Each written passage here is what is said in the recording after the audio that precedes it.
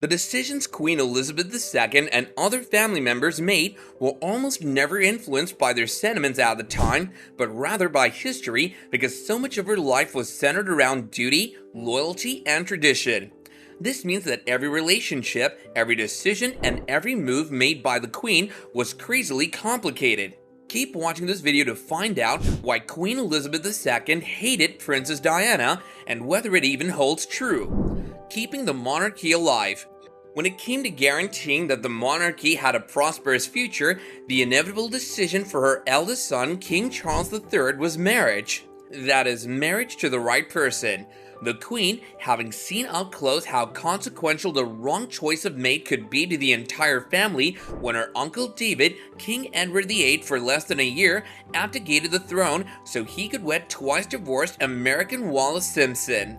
David most likely would have had his own children, and the line of succession would have looked very different if he had married a better acceptable partner.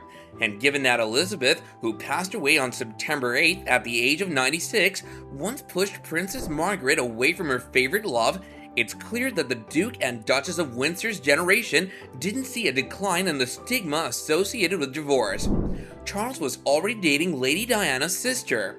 Charles, who was casually dating Sarah's sister at the time and was approaching the age of 30, was the first to notice her when she was just 16 years old and not much of anything. Diana recalled her initial reaction to Charles when she first met him at Althorpe, her family's Northampton estate, in 1977. God, what a sad man. These taped interviews served as the foundation for Andrew Morton's purportedly unauthorized 1991 biography, Diana, Her True Story, which was later republished as her true story in her own words after she passed away. Since Diana's father, John Spencer, was a Viscount, and both of her grandmothers had worked as ladies-in-waiting for Elizabeth, the Queen Mother, the family belonged to the British nobility, and members of the royal family were a regular fixture in their social circle. Diana played with Prince Andrew and Prince Edward, two of Charles's considerably younger siblings, and she felt bad for them. According to Morton, she frequently thought, "Look at the life they have, how awful." In addition, Jane's sister was married to Robert Fellows, the Queen's assistant private secretary. Being around the Queen wasn't a huge deal for Diana because she had known her since I was a little girl, as she recounted, at least until July 1980, when the prince left on me practically after reconciling with Charles at the home of a friend. On February 6, 1981, after nearly 7 months of irregular dates, he finally proposed to her. Lady Diana received no support at the palace. When she got engaged, Diana famously claimed that no one at Buckingham Palace, not Charles, his family, or their staff, had given her much direction about what was expected of her. She also claimed that the Queen's office had done nothing to quell the media horde that had overnight become obsessed with the future Princess of Wales. Diana, however, blames Charles for her suffering in the Morton book and her infamous 1995 interview with Martin Bashir on the BBC's Panorama. Diana claims she expected to be Charles's top priority, but quickly learned she wouldn't be, the Prince of Wales falling far short of her expectations of a devoted husband.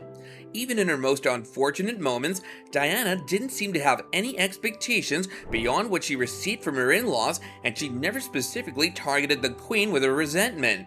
This was true even though she recalled feeling extremely lonely while battling bulimia, severe morning sickness, and postpartum depression.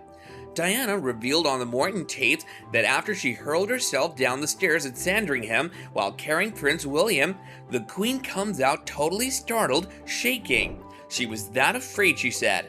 When Charles came back, it was just dismal, pure disregard. He went out writing.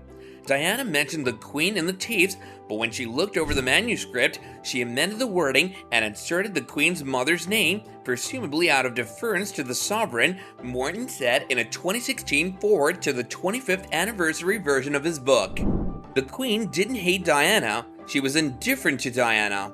The Queen didn't care for Diana. The most determined and stoic person in the United Kingdom was so sick of hearing about her son's wedding in the news that she almost cheered for Charles and Diana's divorce. A fitting end to the Queen's illustrious annus horribilis, their separation was publicly announced to the House of Commons in December 1992 by Prime Minister John Major. If Diana hadn't complained about her packed marriage of three, Charles, herself, and Camilla Parker Bowles in a November 1995 Panorama interview, William and Prince Harry's parents may have continued to live together like that indefinitely, or at least until their children were much older, whose divorce from Andrew Parker Bowles had been finalized that March. The Queen informed Charles and Diana that it was time for a divorce in a letter less than a month after the interview.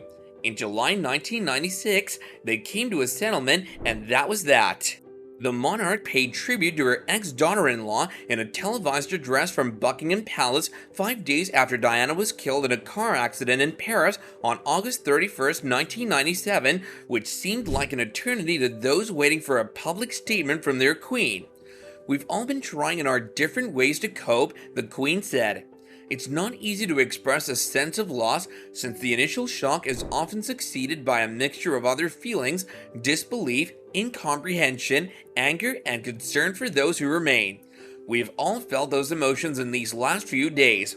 As your queen and grandma, I am speaking to you now from the bottom of my heart." Diana was an excellent and gifted human being, she continued. In good times and bad, she never lost her capacity to smile and laugh, nor to inspire others with her warmth and kindness. I admired and respected her for her energy and commitment to others, and especially for her devotion to her two boys. No one who knew Diana will ever forget her. Millions of others who never met her but felt they knew her will remember her.